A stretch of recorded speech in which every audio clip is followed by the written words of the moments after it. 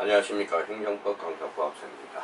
우리가 전 시간에 대해서 사인의 공법행위에다가 우리 좀 살펴봤죠. 우리가 사인의 공법행위란 그래서 공법관계에 사인이 행하는 행위로서 공법적 효과를 발생, 행동, 소멸시키는 일체 행위를 사인의 공법행위라고 했어요. 우리 전 시간에 우리가 살펴봤고요. 자, 여기에 대해서 종류와 관련돼서 사인의 지위에 의한 분류가 있고 어사표시에 의한 분류가 있죠. 대표적으로 어사표시에 의한 분류로서 일 단순 행위가 있고 두 번째 합선 행위가 있습니다. 자, 전 시간에 한 번 두고 우리 두 번째 드리니까 어때요? 낯설지가 않죠. 그러니까 모든 학문의 방법은 뭐라고 그랬어요? 전 시간부터 우리가 이야기했던 반복밖에 없다라는 거예요. 처음은 누구나 낯설다라는 걸 인지해 주시고 한 번 보고 두 번 보고 세 번 처음부터 우리가 잘할 수는 없어요. 최소한 세 번 이상은 반복이 돼야 된다는 겁니다. 자, 그래서 이제 저희가 처음에 괴로워하지 말 거예요. 자꾸 들음으로써 익숙해지면서 지금 봐봐요. 사인의 지휘한 분류, 행정주체 기관의 지휘한 행위, 행정주체의 상대방 지휘하는 행위, 어사표시 수요한 분류로서 단순행위, 합성행위. 그렇게 낯설지가 않죠. 역시 두 번째 들음으로써 여기에 대해서 이제 구성 요소의 어한 분류로서 즉 어사표시 행위, 관념 등 통제행위. 우리가 민법에서 준법률행위라는 게 있어요. 준법률행위란 준이라는 것은 우리가 뭐라고 그랬죠? 각종의 최고와 거절은 뭐예요? 어사의 통제고 통제와 성의는 관념의 통제라고 그랬어요. 그러면 관념의 통제행위가 있고 그 다음에 성질에 한 분류로서 단독행위, 쌍방행위가 있고요. 자, 효과에 의한 분류로서 자기 완결적 공법행위가 있고 그 다음에 행위 요건적 공법행위가 있다라는 겁니다. 자, 사인의 공법행위에 속하지 않는 것. 우리 전 시간에 우리가 이제 문제를 풀었듯이 사인의 공법행위에 속하지 않는 것. 사인과 국가의 공사도법행위. 이거는 공법행위가 아니죠. 이거는 사법행위가 되는 겁니다. 그래서 우리 전 시간에 우리가 문제를 풀어봤고요. 여기에 대해서 이제 특색과 관련돼서 우리가 살펴봤죠.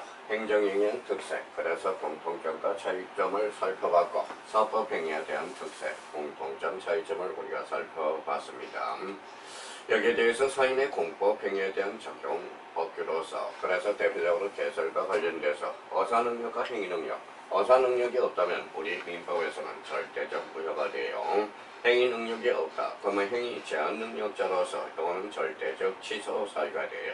절대적 취소 사유로서 우리 대표적으로 미성년자, 그 다음에 비한정 후견인, 비성년 후견인이죠. 그래서 어사 능력과 행위 능력에 대해서 우리 다시 한번 확인해 보죠.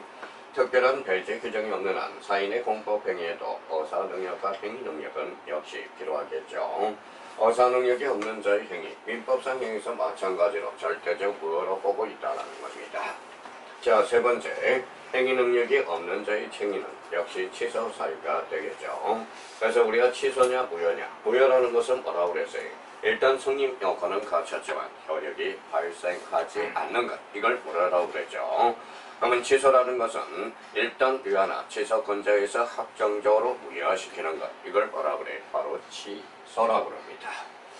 자, 그러면 이제 우편법에서 어사무능력, 즉 제한능력자의 행위와 관련돼서 이때는 우편물의 발송, 수취, 기타 우편 이용에 관해서 제한능력자, 즉 무능력자가 우편 간세에 대해서 행한 행위는 능력자가 행한 것으로 본다. 이렇게 우리가 이야기를 했고요.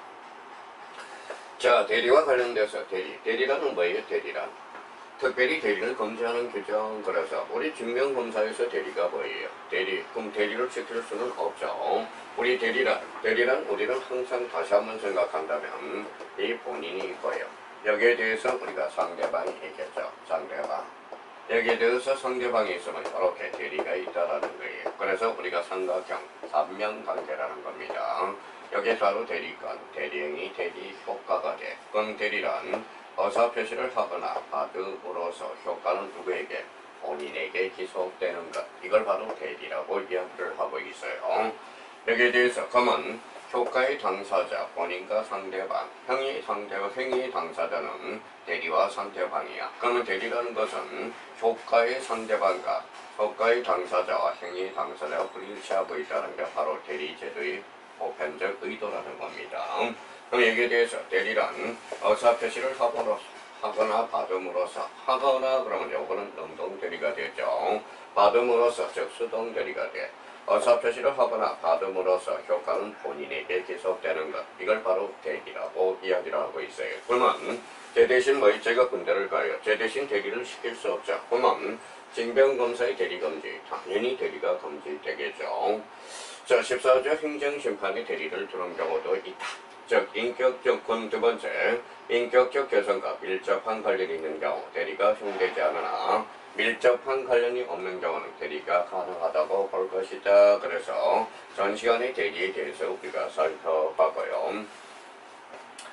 자, 여기에 대해서 이제 형식이라는 게 있죠. 형식. 쌓이는 공법행위가 반드시 요식행위는 아니지만 행위의 존재 및 내용을 명확하게 해서 법령 및 내규에서 요식행위를 더하는 경우 요구되는 경우가 많다는 것. 역시 절차에 대해서는 절차의 정당성이죠. 처분의 신청, 아니면 행정심판법에서 행정심판의 청구. 요거는 일종의 요식행위가 되겠습니다. 여기에 대해서 효력 발생 시기와 관련돼서 우리 민법도 도달주의를 원칙으로 하고 있어요. 그러면 여기에 대해서 우리가 항상 쓴다라는 거야. 쓰고 편지지에 쓰죠. 여기 썼으면 어떻게 우체통으로 가야죠. 그래서 붙이고라는 거야. 여기에 대해서 붙였으면 어떻게 받고 그 다음에 읽는다 이렇게 이야기를 했어요. 여기에 대해서 이제 쓴다라는 것은 뭘까요? 이거는 어떤 표시 한자로서만 겉으로 드러낸다. 즉 고백주의가 된다라는 거예요. 붙이고라는 것은 요거는 보낸다라는 거죠. 발신주의야. 발신. 또 받고라는 것은 도달주의죠.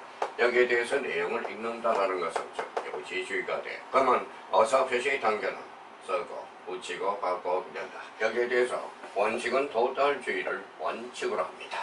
여기에 대해서 도달주의보다 한 단계 빠른 게 즉 발신주의죠. 아마 우리 민법, 행정법도 마찬가지 도달주의를 원칙으로 하고 있다는 겁니다. 여기에 대해서 예적으로 발신주의라는 게 있는데 특히 행위자의 입장을 고려하거나 행정의 기술적 필요에 따라서 예의적으로 발신주의를 규정하고 있는 경우도 있다. 이렇게 해서 원칙은 발도달, 예의적으로 발신주의라는 것 확인해 두셔야 되겠죠. 자, 여기에 대해서 이제 어사표시 하자가 있어. 어사표시 하자라는 것은 어사표시 하자, 즉 흔히 되는 겁니다.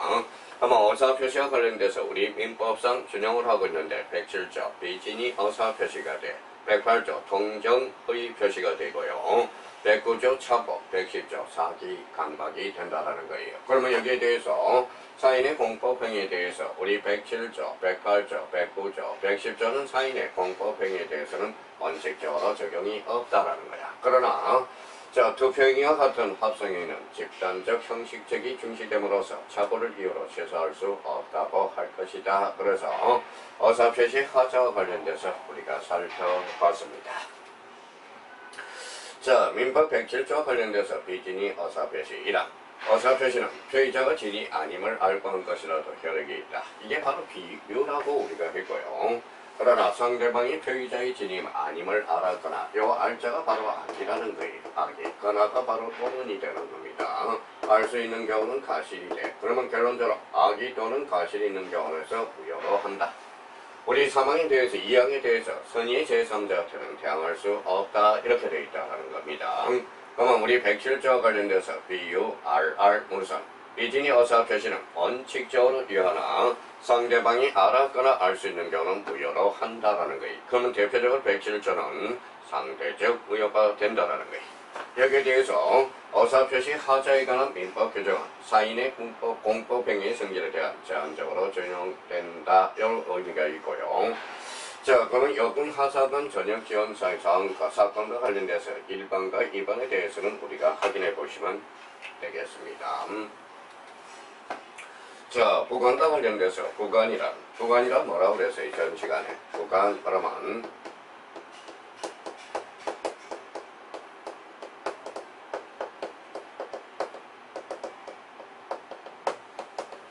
당사자가 부관은 약간 이걸 바로 부관이라고 그래요. 부관이라고 그래요. 부관과 관련돼서 부관의 종류는 뭐가 있어요? 대표적으로 조건이 있고요. 여기에 대해서 기한이 있고 대표적으로 부담이라는 게 있어요. 부담이라는 게.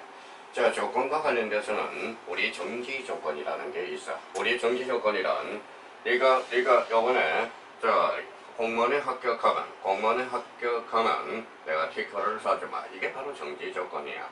자, 네가 그러면 공무원을 준비하는데 내가 돈을 일단 거기에 대해서 비용을 내가 하겠다. 일단 떨어지면 그걸 없애겠다. 이게 바로 해제 조건이라는 거야. 그러면 조건과 관련돼서 정지 조건과 해제 조건 대표적으로 기한과 관련돼서 시작한다. 즉 시기부가 있어요. 그러면 시기부가 있으면 마칠 정자가 있겠죠. 그래서 종기부라는 거야. 여기에서 조심할 거는 우리가 만약에 1월 1일로부터라는 거예요. 그러면 1월 1일부터 12월 31일까지라는 거야. 까지까지.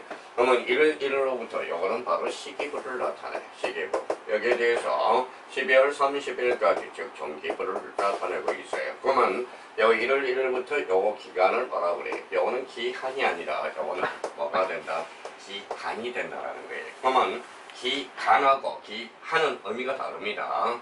기간에 대해서는 요거는 부간이 아니야. 부간은 여기에서 말씀드린 대로 시기부와 종기부를 뭐라 그래? 이걸 부간이라고 그래. 자, 그러면 부간의 종류와 관련돼서 조건과 기한이 있죠. 사인의 공법행위, 사법행위는 달리 부간을 붙일 수 없음이 원칙이다. 왜냐하면 여기에 대해서 당사자라는 거죠. 부간에 대해서는. 왜냐하면 사인의 공법행위는 행정법 관계의 변동을 가져오기 때문에 명확성과 신속성의 신속한 확정을 요하기 때문에 즉 사인의 공법행위에 대해서는 조건과 기한을 원칙적으로 붙일 수 없다는 거야. 자, 우리가 전 시간에 본 게 여기까지를 우리가 봤어요. 어때요? 우리가 이제 부드럽게 스무스하게 넘어간 것을 확인할 수가 있어요. 역시 늘 이야기했던 게 처음은 낯설어요. 모든 학문은. 그러니까 처음은 이제 행정법이 어때요?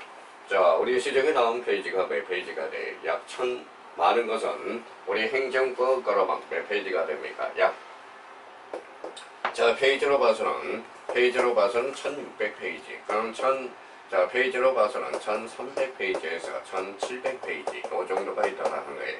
그러면 이제 우리가 공무원을 준비할 때 우리 기껏해야 뭐요? 한 200페이지, 300페이지 가지고 공부하다가 행정법 기본서를 딱 보면 1300페이지에서 1700페이지가 되니까 이야, 행정법이 이렇게 방대했나? 벌써 거기에서 기가 한풀 꺾인다라는 거예요.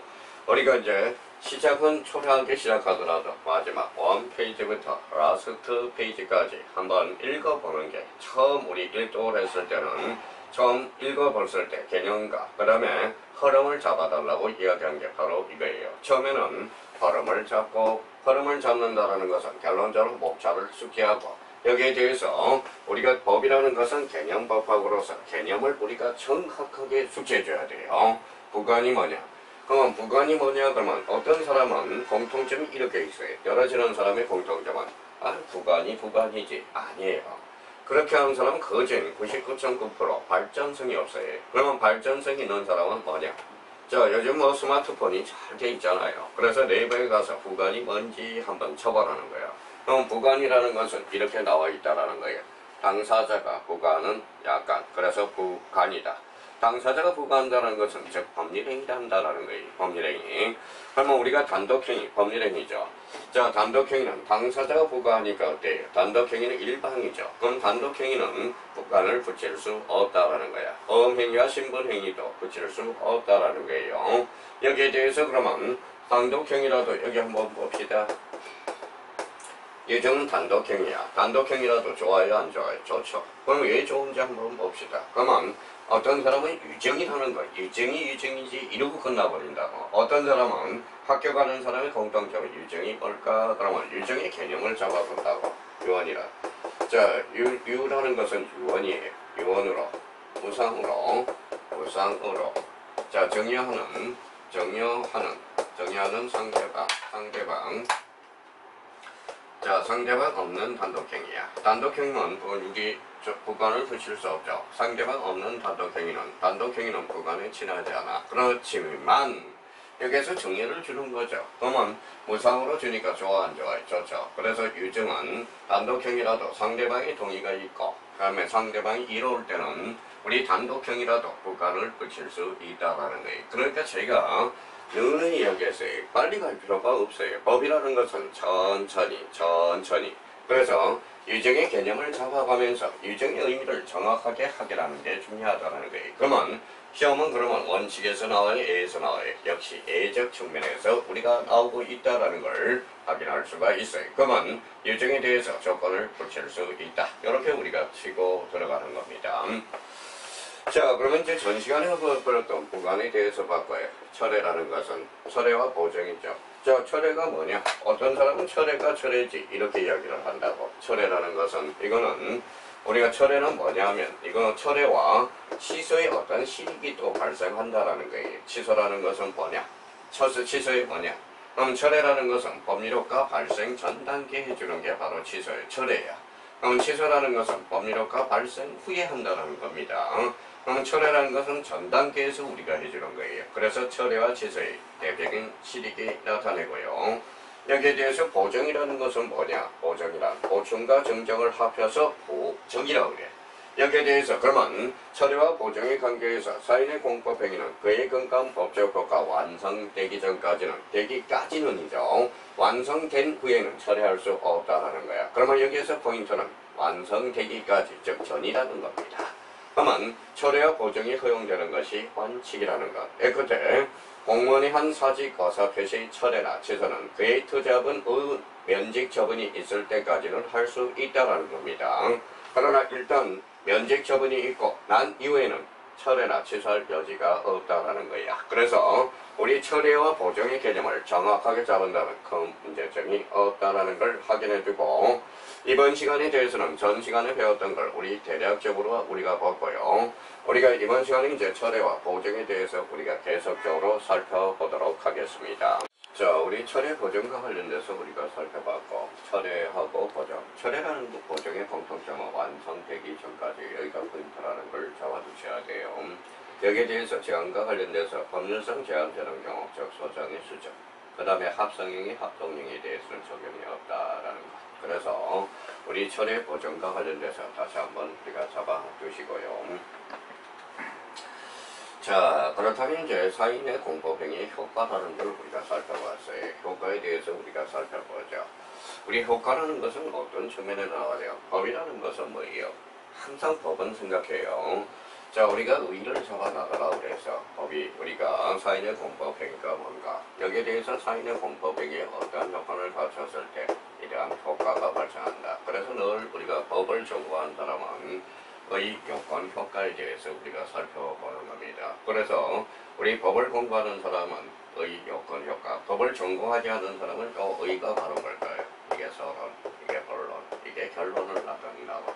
그래서 만약에 우리 행정법이 2차 과목에서 2차 사인의 공법행위를 약술하세요, 약술을 하십시오 이렇게 나온다면 이 서론, 본론, 결론 이거는 빵점짜리야, 빵점.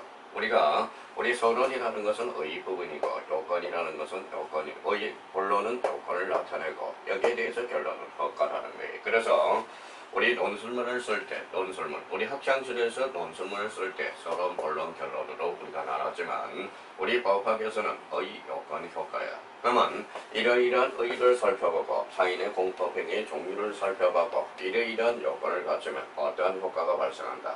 이러이러한 효과가 발생한다는 거예요. 그래서 사인의 공법행위 효과라는 걸 우리가 잡아놓고, 우리가 민법에서 이제 98조 의의라는 게 하나가 있어요. 여기에 대해서 뭐라고 그러냐? 동물은 뭐가 아니라고 그랬어요? 물건이 아니다라고 그랬어요. 물건이 아니다. 그럼 물건을 살해하면 과거에는 손괴죄로 처벌됐지만 이제 손괴죄보다 처벌을 강화시키기 위해서, 그러면 동물은 물건이 아니다. 그러면 결론대로 동물을 학대하면 손괴죄가 아니라 그러면 뭐예요? 바로 학대죄가 되는 거야. 그래서 동물 학대죄가 성립이 될 수 있다는 거예요. 그래서 지금 민법 개정안으로 올라간 게 98조에 대해서 동물은 물건이 아니다라고 그렇게 이제 개정하죠. 우리 지금 3분의 1이 지금 개와 고양이, 반려동물을 키우고 있다는 거예요. 그래서 우리 법이라는 것은 사회적 타당성, 법적 안정성과 사회적 타당성이 있는데 사회가 변함으로써 우리가 사회적 타당성에 맞게 가고 있다는 겁니다. 그러면 마찬가지. 그러면 이제 이러이러한 효과를 갖췄을 때 어떤 그러면 공법행위 효과는 어떻게 될 건가? 첫 번째. 자, 행정청의 수리가 돼야 되겠죠. 수리 처리 의무가 발생한다라는 거예요. 사인의 공법행위가 있는 경우 행정청은 행위 적법 유효성을 심사하는 수리할 의무가 있다. 만약에 사인의 공법행위 효과로서 적법하다면 행정청에서는 당연히 뭐예요? 심사하고 수리할 의무가 있다는 거예요. 그러나 신고 시 형식적 요건을 갖췄더라도 실제와 부합하지 않음이 명백하다면 이틀은 결론적으로 무효가 되죠. 자, 선거의 절망이요. 방이 2개뿐인 집에 120세대가 주민등록 전입신고를 한 경우 실제와 부합하지 아니함이 명백하므로 이때는 무효라는 거예요. 지금 봐봐요. 자, 방이 2개뿐인데 뭐예요? 세대수가 120세대야. 이건 말이 안 되는 소리죠. 우리가 세대라는 것은 우리가 여기에서 이제 공법에서 또 다뤄지는 거 우리가 다 가구라는 게 있어요. 다가구. 여기에 다 세대라는 게 있어요. 다세대가 집합 건물, 대표적으로 집합 건물, 아파트를 이야기한다는 거예요. 다가구와 관련해서는 주인이 한 세대를 가지고 있고 거기에 대해서 우리가 임차인 전세권을 설정한 게 이게 대표적인 다가구야. 다세대라는 것은 빌라를 이야기하죠. 여기에 이제 한 채의 건물인데 각각 주인이 다른 것 이게 다가구 다세대라는 거야. 그러면 자, 방이 2개뿐이 아닌데 그러면 이장저집이라는 걸 알 수가 있겠죠. 그럼 120세대가 주민등록 전입신고를 한 경우 실제와 부합하지 않음이 명백하므로 결론적으로 이거는 무효가 될 수밖에 없다라는 겁니다. 자, 그러면 사인의 공법행위 효과로서 행정청의 수리, 처리 의무가 발생하게 되고 여기에 대해서 그러면 이제 보정을 해야 돼요. 수정인가의 가부, 수정을 해서 뭐의 가타부타를 결정해야죠. 법률에 특별한 규정이 없던 한 수정인가는 허용되지 않다라는 거예요. 즉 처분행위는 특별한 규정이 있어야 된다는 거예요. 그래서 수정인가의 가부로서 특별한 규정이 없는 한 수정인가는 허용되지 않는다. 효과로서 세 번째, 재신청의 가부야. 신청하였다가 거부된 행정행위를 다시 신청할 수 있는지가 문제인데 당의 행위 성질에 반하지 않는 한 사정 변경을 이유로 여기 사정 변경 많이 걸어봤을 거예요. 사정 변경을 해서로 재신청을 할 수 있다라는 거야. 그러면 사인의 공법행위 효과로서 첫 번째, 행정청 수리 처리 의무가 발생하고 자, 수정인가의 가부, 재신청의 가부가 이제 등장할 수 있다라는 거죠. 자, 그러면 이제 만약에 이제 사인의 공법행위 하자, 흠이 있을 때는 어떻게 할 건가? 흠, 이게 이제 흠이라는 겁니다. 하자라는 것은 흠이라는 거예요.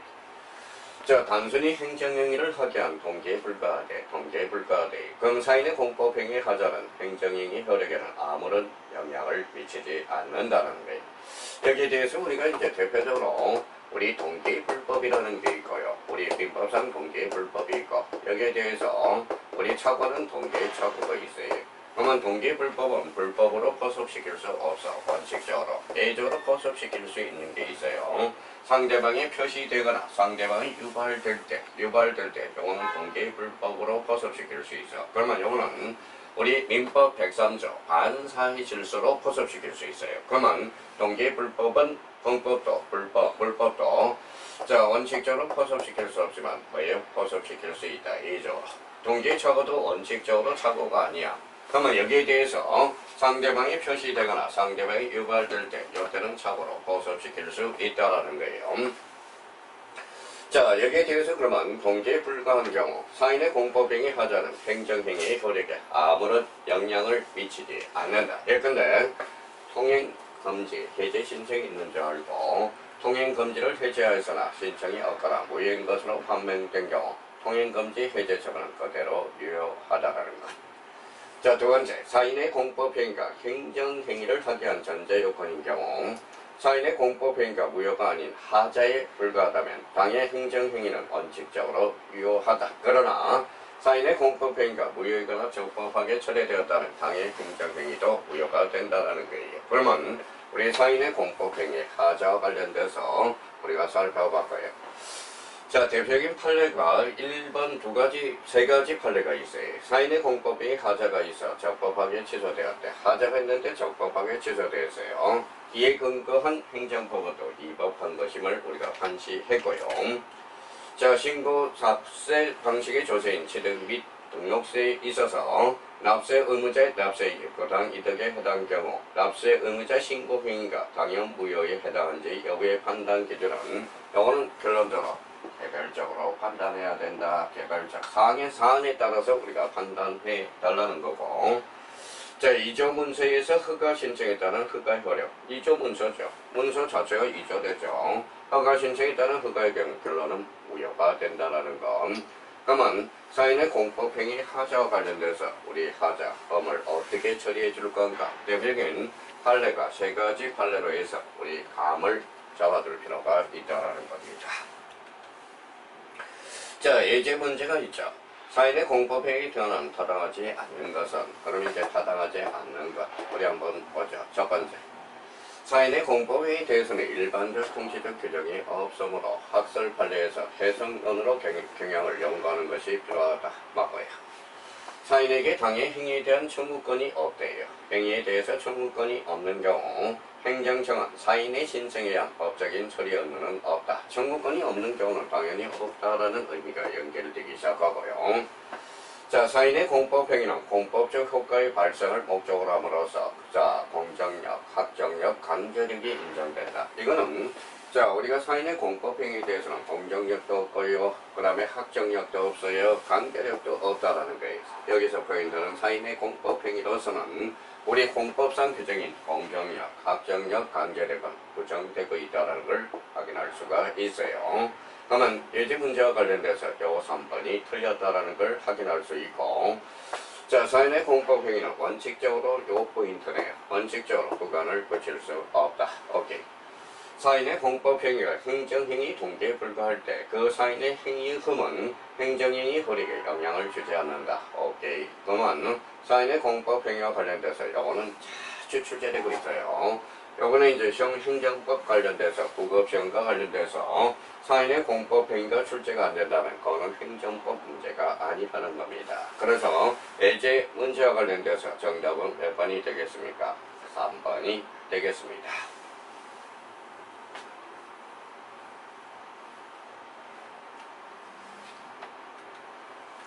자, 사인의 공법행위로 이제 신청과 신고라는 게 나와 있어. 그러면 사인의 공법행위에서 신청, 신고. 신청이라는 것은 뭘까요?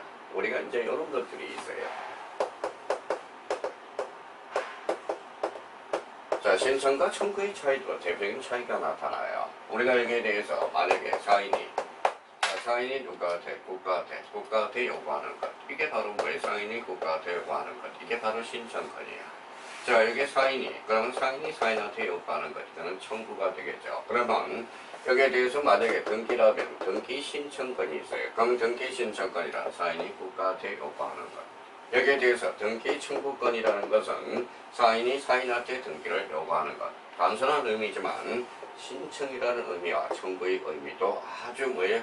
뉘앙스가 다르다는 걸 확인할 수가 있어요. 그러면 신청이란 누가? 사인이 누구에게 대해서? 행정청에 대해서. 그러면 사인이 그러면 국가한테. 그러면 그게 바로 뭐예요? 사인이 국가한테 요구한다. 이게 공법행위가 되겠죠. 그러면 사인이 국가가 뭐예요? 사인이 국가한테 요구하는 것. 그러니까 사인의 공법행위라는 겁니다.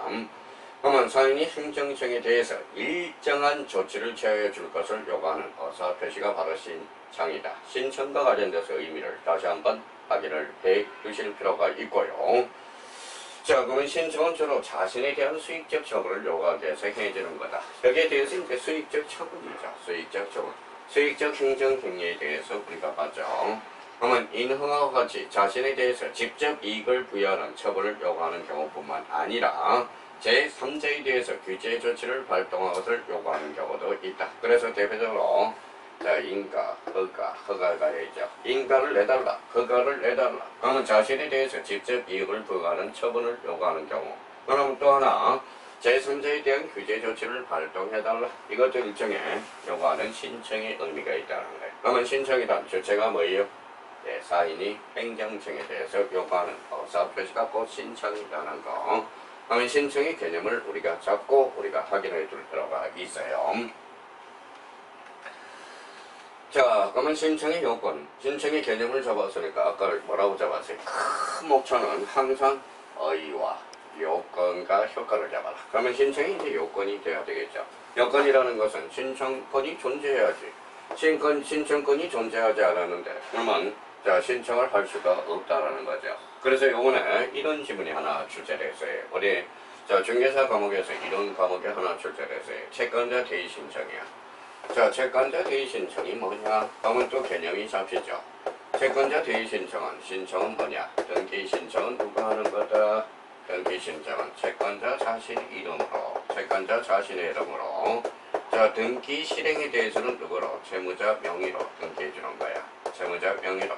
그러면 채권자 대의 신청이란 등기 신청은 채권자 자신의 이름으로 행사하고 등기 실행은 채무자 명의로. 그러면 자, 등기 신청권이 발생하겠죠. 그러면 만약에 채권자 대의 신청에서 등기 신청권이 없다면 뭐에 채권자도 대의 신청할 수 없다라는 거예요. 그러면 신청에 대한 요건으로서 뭐가 신청해야 돼? 신청권이 존재해야 되는 거야. 신청권이 없다면 신청할 수 없다라는 거죠. 그러면 신청권은 실정법적 또는 조리상 인정될 수 있다. 신청권은 행정법의 응답을 구하는 권리를 의미할 뿐 신청 된도의 처분을 구하는 권리는 아니다. 그러면 신청권은 실체법상의 적극적 청구권과 구별되는 여기 뭐라고 써놨어요? 절차적 권리라는 거야. 그러면 등기 신청권은 결론적으로 절차적 권리고 절차법상 권리가 되는 겁니다. 등기 청구는 실체법상 권리가 되는 거야. 그래서 신청권은 실체법상 적극적 청구권과 구별되는 절차적 권리다. 여기에 대해서 법령상 신청 요건에 대해서 우리가 살펴보자. 법령상 신청에는 구비 서류를 일정한 요건을 요구한다. 행정절차법은 행정에 대해서 처분을 구하는 신청은 원칙상 반드시 문서로 행해야 돼요. 문서로. 다만 대통령이 정하는 경우 민원사항의 신청을 구술 또는 전화, 전시, 모사전송. 이 모사전송이 뭘까요? 우리가 들어봤던 팩스 방식이죠. 정보통신망으로 할 수 있다는 것. 그래서 민원사무 처리에 관한 법률의 규정이 되어 있다는 겁니다.